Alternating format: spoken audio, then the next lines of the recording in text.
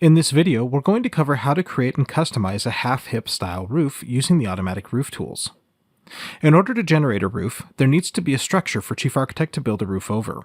This requires using the wall tool to create an enclosed room. Once an enclosed room is created, Chief will automatically generate a roof over the structure. It is recommended to get the wall positions and ceiling heights set correctly before starting to adjust the roof. Setting ceiling heights and positioning walls are topics covered in several other training videos and in the built-in help for the program. Those topics are beyond the scope of this video. Once walls have been positioned and ceiling heights have been set, you can start working on the roof proper. There are two places within Chief to control an automatically generated roof: the Build Roof dialog and the roof panel of the wall specification. Using these two locations, you can create a variety of different roof conditions.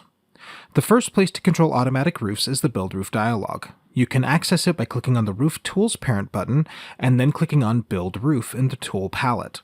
Or you can go to the Build menu, Roofs, Build Roof. The dialog that comes up is essentially the roof defaults. Another way to say it is this dialog is the starting setting for all new roof planes generated in the plan. Every time a new roof plane is generated, it will start with the settings found in this dialog.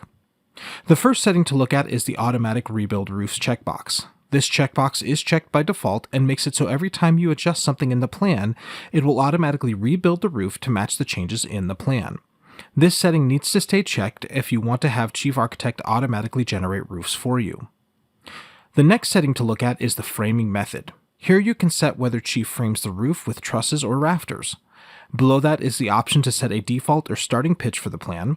The out-of-the-box starting pitch is 8 and 12. This general panel also lets you control the overhang sizes for gable ends and eaves. On the structure panel of the Build Roof dialog, you can control the structural aspects of your roof. This includes things like setting the spacing for your rafters or trusses, as well as the thickness of the structural members. Be aware, if you selected truss for your construction method, the thickness shown on the structure panel is just the thickness of the top chord. See the roof truss defaults in the built-in help for more information about controlling the sizing of your trusses. On this dialog, you can also set the size and depth of your ridge beam, if you're using a ridge beam, as well as your fascia and subfascia sizing. I'll go ahead and click OK on this dialog. As I mentioned earlier, the Build Roof dialog isn't the only place to control automatic roofs. Using the roof panel of the wall dialog, I can get different roof builds over each of the walls. In the case of a half-hip style roof, I'm going to first need to make a gable style roof.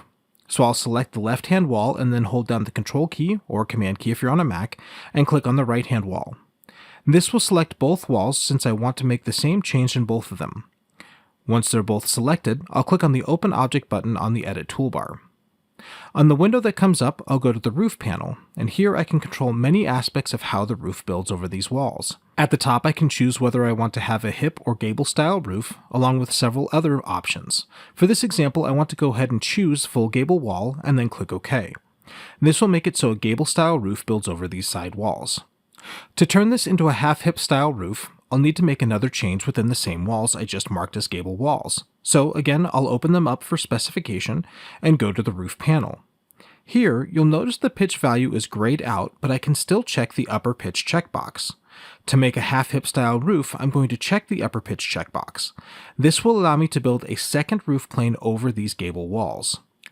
I'll then set the upper pitch to match the default pitch for the plan, 8 and 12 in this case, and then I'll set the in from baseline value to 15 feet. This is measuring how far from the end of the wall does the gable roof come in before it transitions to the hip style roof.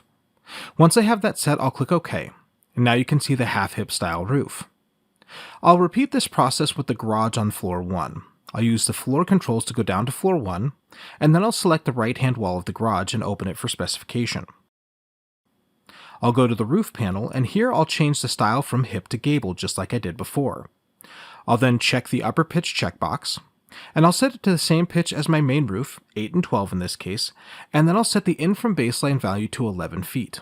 Once I've done that, I'll click OK, and you can see the half-hip roof over the garage area.